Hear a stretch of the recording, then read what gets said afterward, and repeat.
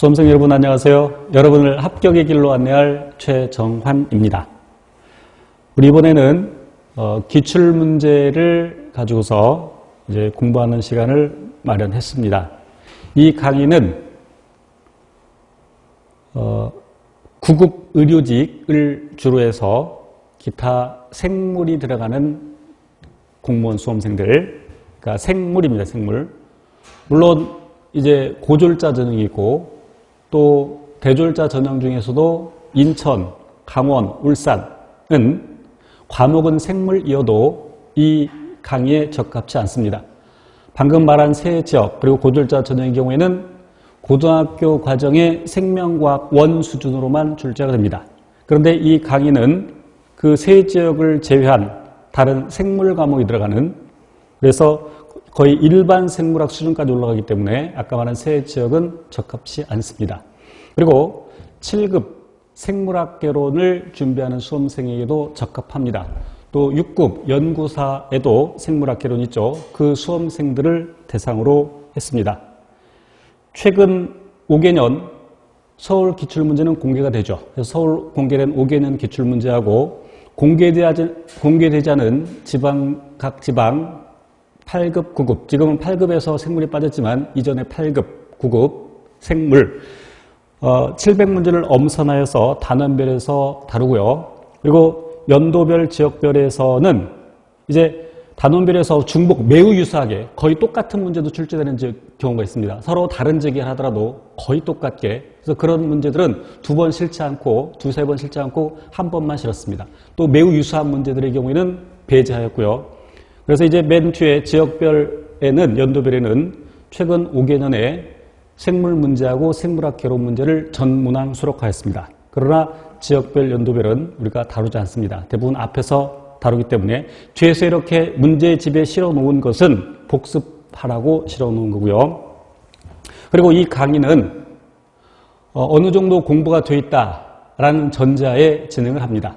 그러니까 하이탑 수강을 했어야 되고요. 그리고 하이스코어도 공부를 했어야 됩니다. 그래서 그 두 강좌를 수강했다는 전제하에 진도를 나갑니다.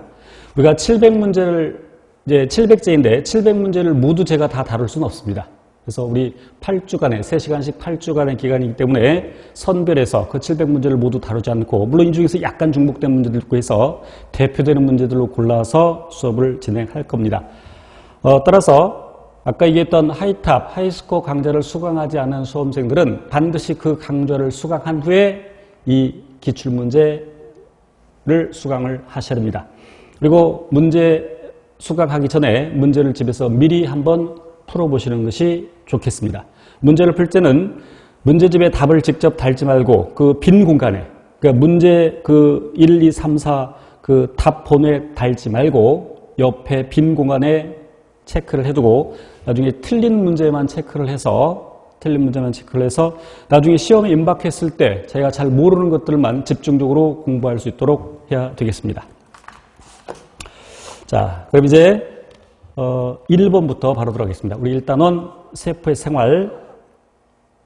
1번은 여러분 스스로 풀어보시고 2번 바로 가겠습니다. 2번. 가기 전에 우리 교재에 이제 요 1단원 앞에 여러 가지 것들이 좀 들어있습니다.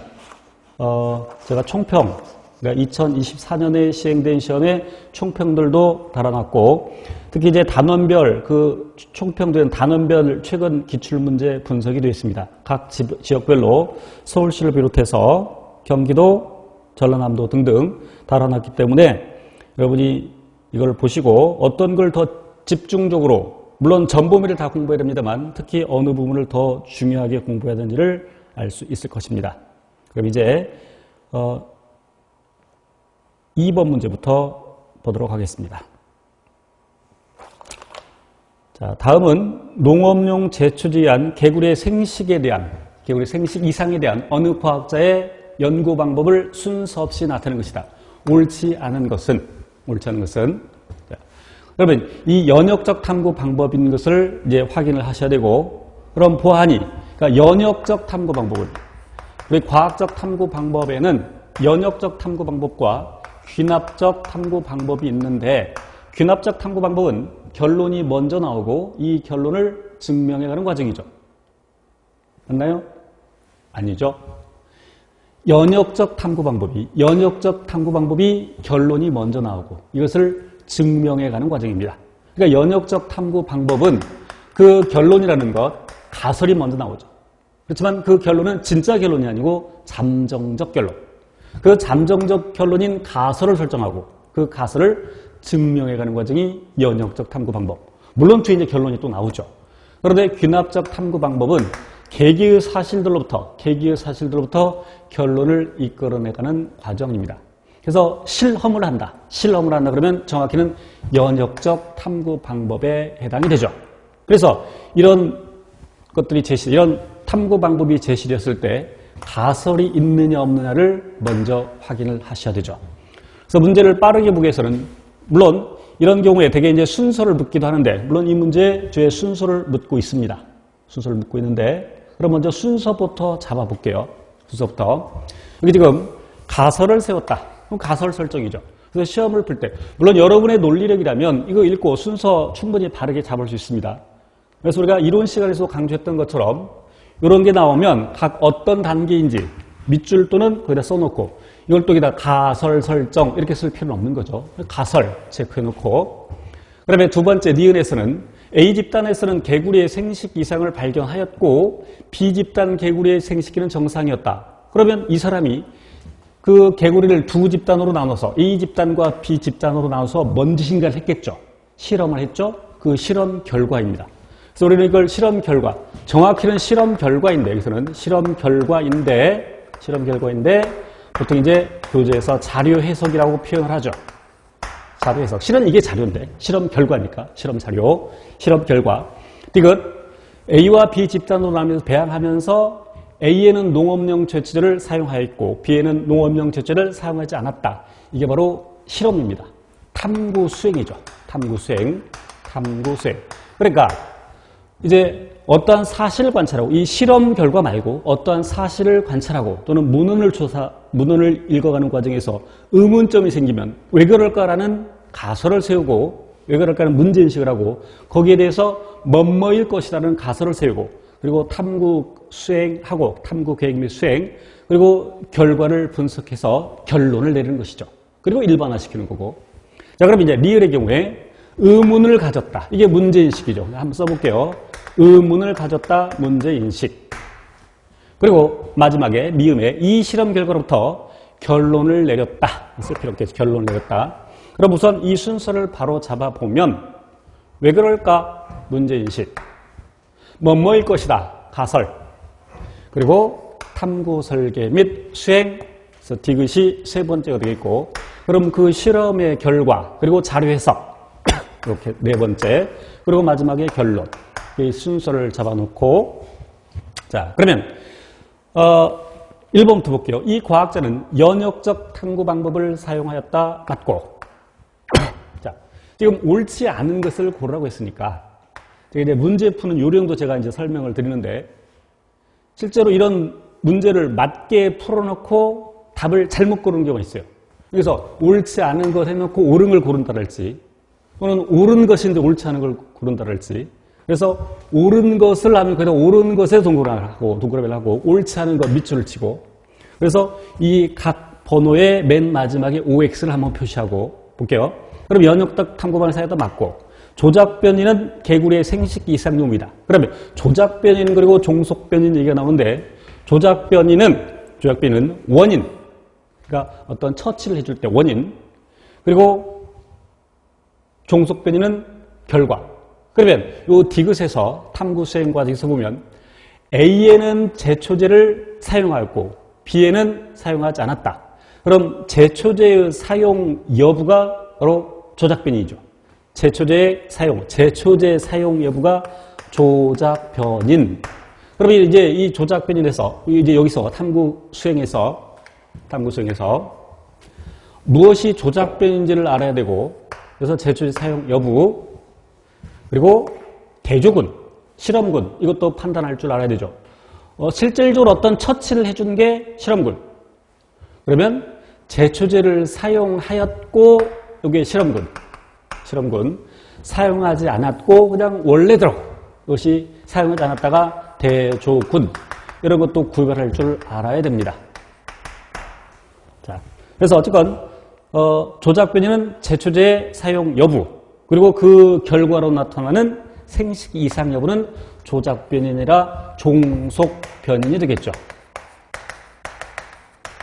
자, 그래서 탐구 과정의 순서는 이렇게 돼 있고요. 맞고요. 그래서 4번 실험군은 제초제를 사용한 집단이다. 맞고 그럼 옳지 않게 된 것은 2번이죠. 그래서 옳지 않은 걸 고르라고 했으니까 2번이 답. 이렇게 문제를 풀어야 되죠. 3번도 넘어가겠습니다. 자, 4번. 제 생각에는 그렇게 썩 중요하다고 생각은 안 되는데, 그래서 가끔 이렇게 나오니까, 그러니까 이제 출제자들이 변별력을 위해서 정말 엉뚱한 문제들을 내기도 합니다. 자, 생물 과학 역사에서 과학자의 업적을 우리가 다 외울 필요는 없는데, 그래도 대략 중요한 과학자들 몇 명은 어떤 업적을 세웠는지를 알고 있는 게 좋습니다. 일단 볼게요. 생물과학 역사에서 과학자 업적인데 각각 기억 니은 디귿은 린네, 멘델, 플레밍을 순서 없이 나타낸 것이다. 에이버리는 폐렴 쌍구균 실험을 통해서 DNA 유전 물질을 밝혔다. 물론 이제 이 과정 형질 전환이 일어나는 것이죠. 형질 전환 뒤에 분자생물학 파트에 가서 또 다루겠습니다. 이 에이버리에 앞서서 그리피스라는 사람도 형질 전환 실험을 했죠. 그러나 형질 전환이 일어났다는 알았지만 유전 물질이, 그러니까 어떤 물질에 의해서 형질 전환이 일어났는데 그 물질이 무엇인지를 그리피스는 알지 못했습니다. 에이버리가 드디어 DNA가 유전 물질임을 알아냈죠. 그러니까 유전자의 본체가 DNA임을 알아낸 것은 그리피스가 아니라 에이버리. 이것도 기억하셔야 돼요. 자, 완두콩 재배 실험을 통해 유전 법칙을 발견하였다. 그럼 멘델이죠. 요 정도는 암기하고 있어야 됩니다. 알고 있어야 상식. 최초의 항생제 페니실린을 발견한 것은 플레밍. 동식물의 새로운 분류체계를 설립하고 근대 분류체계를 완성한 사람은 린네. 이런 건 기본적으로 암기하셔야 됩니다. 그래서 옳은 것은 그랬으니까 동그라미 하고 기억은 린네이다. 기억은 멘델. 니은 플레밍이죠. 푸른 곰팡이로부터 페니실린을 추출하였다. 맞죠? 물론 그 사람이 그걸 페니실린 이름을 짓진 않았습니다만 그래서 페니실린을 추출했다. 어쨌건 맞습니다. 디귿 3역 6개 체계를 설립하였다. 멘델은 그러니까 지금 우리가 쓰고 있는 것은 물론 이 학자들마다 다를 수 있는 지금 널리 받아들여지고 있는 것은 3역 6개 체계인데 이에 앞서서 2개 체계 그러니까 동물계, 식물계가 있었고 이 2개 체계를 이제 제안한 사람이 바로 린네. 3개 체계. 그럼 3개 체계는 여기 그러니까 2개 체계에서는 어떤 생물은 동물적 특징도 갖고 있고 식물적 특징도 갖고 있고 그래서 동물계에 두어야 될지 식물계에 두어야 될지 애매한 것들이 있죠. 그것을 3개 체계에서는 원생생물계로 두죠.